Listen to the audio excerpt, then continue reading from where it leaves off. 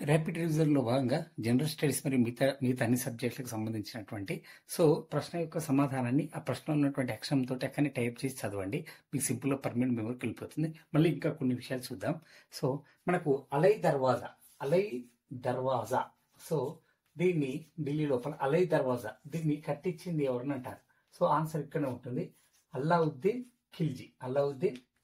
అలై for Alauddin Khilji అని జ్ఞాపకం పెట్టుకోండి. అలై దర్వాజా నిర్మించింది అల్లావుద్దీన్ ఖిల్జీ. నెక్స్ట్ మత్త విలాస ప్రహసనం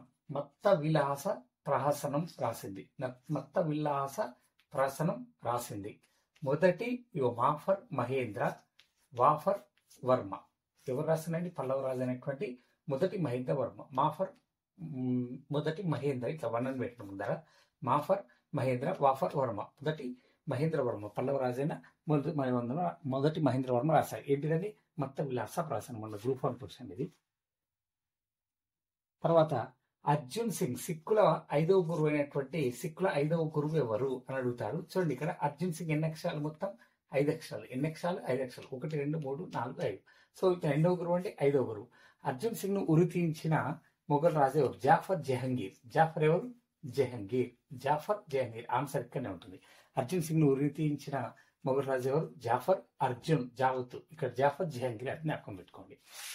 నెక్స్ట్ స్పేస్ లోకి మొదటి కృత్రిమ ఉపగ్రహాన్ని పంపించినది. స్పేస్ లోకి ఫస్ట్ కృత్రిమ ఉపగ్రహాన్ని పంపించారు. దాని పేరు ఏంటిది అంటే స్పుత్నిక్.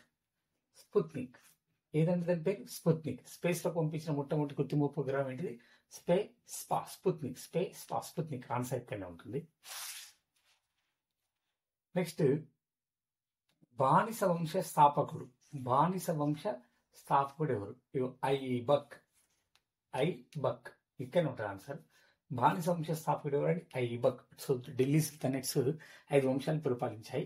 అందులో మొదటిది ఏంటిది? బానిస వంశం. ఐబక్ కుతుబుద్దీన్ ఐబక్. కొంచెం రాసుకోండి. ఐబక్ కుతుబుద్దీన్ ఐబక్ బానిస వంశ స్థాపకుడు. నెక్స్ట్ ఖిల్జీ వంశ స్థాపకుడు ఎవరు? ఖిల్జీ వంశ స్థాపకుడు ఎవరు? ఆన్సర్ ఇక్కడ ఉంటుంది. జాఫర్ జలాలుద్దీన్ ఖిల్జీ. ఖిల్జీ వంశ స్థాపకుడు ఎవరు? ఇక్కడనే జాఫర్ జలాలుద్దీన్ ఖిల్జీ. నెక్స్ట్ భారతదేశ న్యూటన్ అని ఎవరిని అంటారు? భారతదేశ ఇండియన్ ఐన్స్టీన్. భారతదేశ న్యూటన్ అని ఎవరిని అంటారు? బాఫర్ ఇక్కడ బ్రహ్మగుప్తుడు.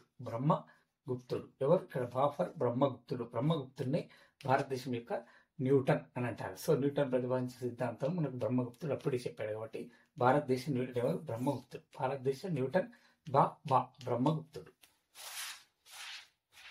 మనకు ప్రముఖ పండితుడు ఆల్ బెరూని ఎవరి కాలం నాటివాడు? గజనీ కాలం నాటివాడు. ఆల్ బెరూని ఎవరి కాలం నాటివాడు? గజనీ. ఆల్ బెరూని గజనీ కాలం నాటివాడు. మినిమేటా వ్యాధి. పాదరసం కాలుష్యమైనప్పుడు వచ్చే వ్యాధి ఏంటిదండి? మినిమేటా వ్యాధి. దేని ద్వారా వస్తుంది? మినిమేటా వ్యాధి దేని ద్వారా వస్తుంది అంటే మీఫర్ మిథైల్, ఈ రెండవ మాఫర్ మెర్క్యూరీ. Methyl mercury. ఆన్సర్ ఇక్కడ ఉంటుంది. మీఫర్ మిథైల్, రెండవ మేఫర్ మెర్క్యూరీ. మిథైల్ మెర్క్యూరీ ద్వారా కలుషితం ద్వారా వచ్చే వ్యాధి ఏంటిదండి? మినిమేటా వ్యాధి. నెక్స్ట్ చౌసా యుద్ధం ఎవరెవరి మధ్య జరిగింది? చౌసా యుద్ధం ఎవరెవరి మధ్య జరిగింది? హెచ్ ఫర్ హుమాయూన్, ఇక్కడ ఎస్ ఫర్ షేర్షా. ఎవరు? షేర్షా. మొఘల్ రాజు అయినటువంటి హుమాయూన్ కు మరియు షేర్షాకు మధ్య జరిగినటువంటి యుద్ధం ఏంటిదండి?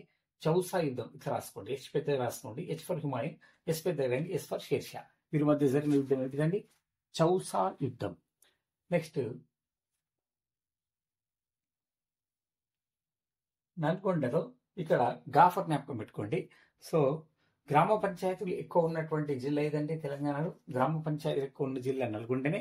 తర్వాత రెండవ గాఫర్ గాజుబేడ గుహలు కూడా ఏ జిల్లాలు ఉన్నాయి? నల్గొండలో గావతుతో ఒకటి జ్ఞాపకం పెట్టుకోండి. గ్రామ పంచాయతీలు ఎక్కువ ఉన్న జిల్లా రెండవ గాఫర్ గాజుబేడ గుహలు కలిగిన జిల్లా. నెక్స్ట్ హార్డింజ్ 2 వచ్చి హార్డింజ్ టు కాలంలోనే మనకు డి ఫర్ ఢిల్లీకి రాజధానిగా మార్చారు. కలకత్తా టు ఢిల్లీ రాజధానిగా ఎవరి పీరియడ్లో మార్చారు? Hardinge to. ఇక్కడ డా అవుతుంది కదా, డాఫర్ ఎన్ని అక్కం పెట్టుకోండి, డాఫర్ ఢిల్లీకి రాజధానిగా మార్చారు. ఇక్కడ నుంచి కలకత్తా నుంచి ఎవరి కాలంలో? హార్డింజ్ టు కాలంలో.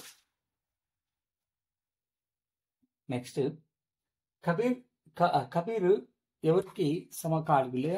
కబీర్ ఉన్నప్పుడు అప్పుడున్నటువంటి ఢిల్లీ సుల్తాన్ అంటే ఎవరు అన్నాడు అనుకోండి, కబీర్ ఇట్లా రాయండి. A for Allauddin, K for Khilji. Allauddin Khilji Kabir కాలంలో ఎవరికి సమకాలికుడు? అల్లావుద్దీన్ ఖిల్జీ సమకాలికుడు. కేఏ బీర్ కబీర్ అని రాసుకోండి. ఏ ఫర్ అల్లావుద్దీన్, కా ఫర్ ఖిల్జీ కబీర్. నెక్స్ట్ మనకు లార్డ్ కర్జన్ ఏం కాలం అంటారండి? కమిషన్స్ కాలం అంటారు. లార్డ్ కర్జన్ కాఫర్ కమిషన్స్ కాలం అంటారు. కమిషన్స్ కాలం అని ఏ గవర్నర్ జనరల్ టైంలో పిలుస్తారంటే లార్డ్ కర్జన్. వ్యవసాయ కమిషన్, విపత్తుల కమిషన్, అన్ని సహకార సంఘాల కమిషన్, పోలీస్ సంస్థల కమిషన్, అనేక కమిషన్లు ఏర్పరిచారు. కాబట్టి కర్జన్ పీరియడ్ ను ఏమని పిలుస్తారు? కమిషన్స్ కాలం. సో కమిషన్స్ కాలం అని ఎవరి పీరియడ్ అంటారండి? Lord Curzon. నెక్స్ట్ గేసు దరాజ్ అనే సూఫీ సన్యాసి ఎక్కడి నుంచి తన యొక్క ప్రచారాన్ని చేశాడు అంటే ఇక్కడనే గేసు దరాజ్ అంటే గాఫర్ గుల్బర్గా నుంచి ఇక్కడ అంటారా సార్? గేసు దరాజ్ ఇక్కడ నుంచి సూఫీ మతాన్ని ఎక్కువ ప్రచారం చేశారు గుల్బర్గా నుంచి. గాఫర్ గుల్బర్గా.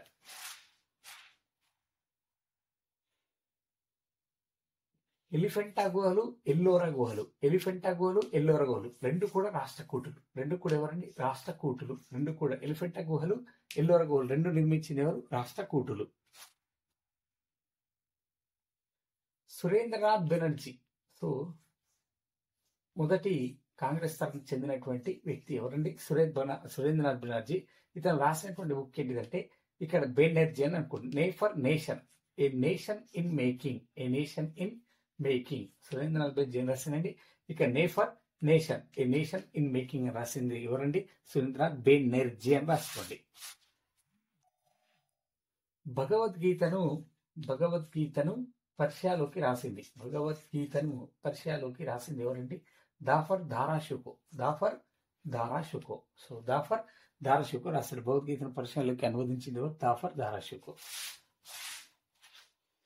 ప్లాసీ యుద్ధం ఎవరెవరి మధ్య జరిగింది? సీఫర్ సిరాజ్ యుద్ధంలకు ప్లా అంటే క్లా అనుకోండి. సో క్లైవ్కు. సో రాబర్ట్ క్లైవ్కు సీఫర్ సిరాజ్ యుద్ధంకు జరిగినటువంటి యుద్ధం ఏంటిదండి? ప్లాసీ యుద్ధం. సీఫర్ సిరాజ్ యుద్ధంలకు మరియు ప్లా అంటే క్లా అనుకోండి. క్లైవ్కు మధ్య జరిగిన యుద్ధం ఏంటిది? ప్లాసీ యుద్ధం. మహర్ ఉద్యమం ఏ రాష్ట్రంలో జరిగింది? మహర్ ఉద్యమం ఏ రాష్ట్రంలో జరిగింది? మహర్ ఉద్యమం ఏ రాష్ట్రం? మహారాష్ట్ర. మహర్ ఉద్యమం ఏ రాష్ట్రంలో జరిగింది? మహారాష్ట్ర. ఆన్సర్ ఇక్కడనే ఉంటుంది. మహర్ ఉద్యమం ఏ రాష్ట్రం? మహారాష్ట్ర. ఆన్సర్ అక్కడనే ఉంటుంది. నెక్స్ట్ రామేశ్వర దీక్షితులు. సో మనకు కాకతీయుల కాలం లోపల శైవ మతాన్ని విపరీతంగా విస్తరించింది రామేశ్వర దీక్షితులు. ఎవరికి సమకాలికుడు? రాఫర్ రెండవ బేతరాజు. సో రామేశ్వర దీక్షితుల పండితుడు ఎవరి పీరియడ్ అండి? రెండవ బేతరాజు. రామేశ్వర దీక్ష శైవ మత రామేశ్వర దీక్ష పండితుల వారు ఎవరికి సమకాలం? సో రెండవ బేతరాజు. హనుమకొండ శాసనాన్ని వేయించింది అచితేంద్రుడు. హనుమకొండ శాసనాన్ని వేయించింది ఎవరు? అచితేంద్రుడు. ఆన్సర్ ఇక్కడనే ఉంటుంది. ఇక్కడ యాక్చువల్ ఇట్లా హా అనుకోకుండా ఆ అనుకోండి. ఆఫర్ అచితేంద్రుడు.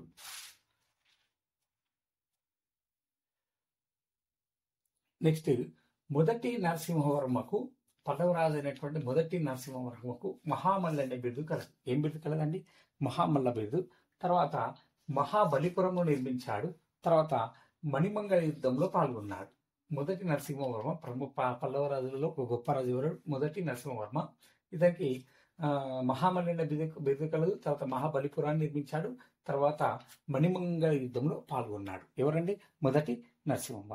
సో ఈ విధంగా ఇవన్నీ కూడా ఒక 5 minutes కేటాయించి ఒక 30 విషయాలు సింపుల్గా నేర్చుకుంటారని ఆశిస్తున్నాను. Thanks to all.